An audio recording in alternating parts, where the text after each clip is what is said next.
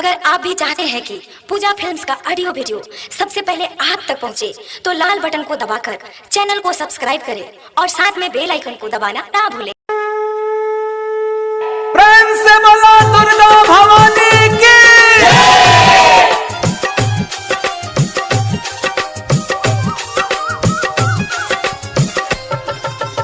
Music by DJ विकास बेतिया।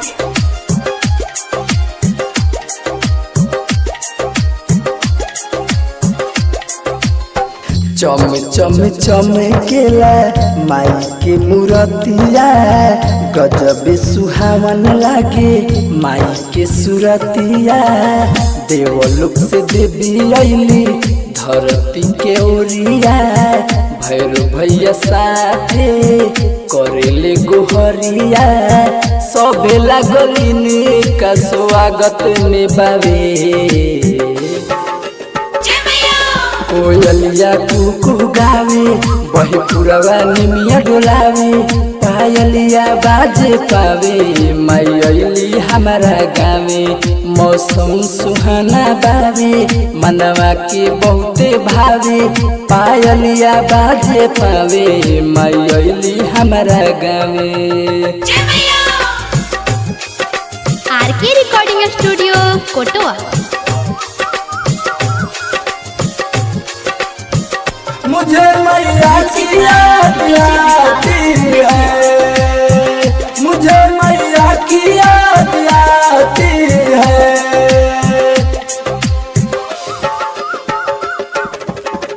लाले ओढ़ौलवा की करेली पसंद हो, शेरावाली मैया के मिलेला आनंद हो।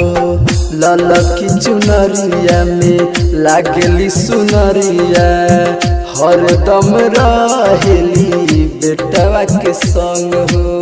चढ़ते कुंवरवा मैया आवेली, कोयलिया कुकू गावे बहे पुरवा निमिया डोलावे। पायलिया बाजे पावे माई अइली हमारा गावे। मौसम सुहाना बावे मनवा के बहुते भावे। पायलिया बाजे पावे माई अइली हमारा गावे।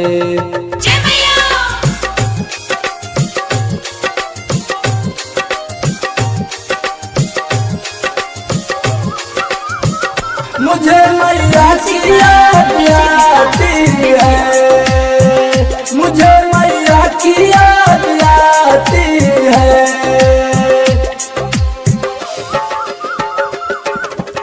साल भर में एक बेरी आवेलु मैया, धूमधाम से करब हमहु पूजैया।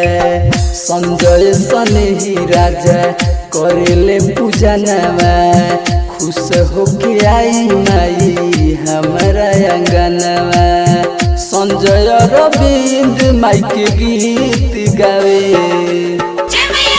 कोयलिया कुकू गावे बहे पुरवा निमिया डोलावे। पायलिया बाजे पावे माई अइली हमारा गावे।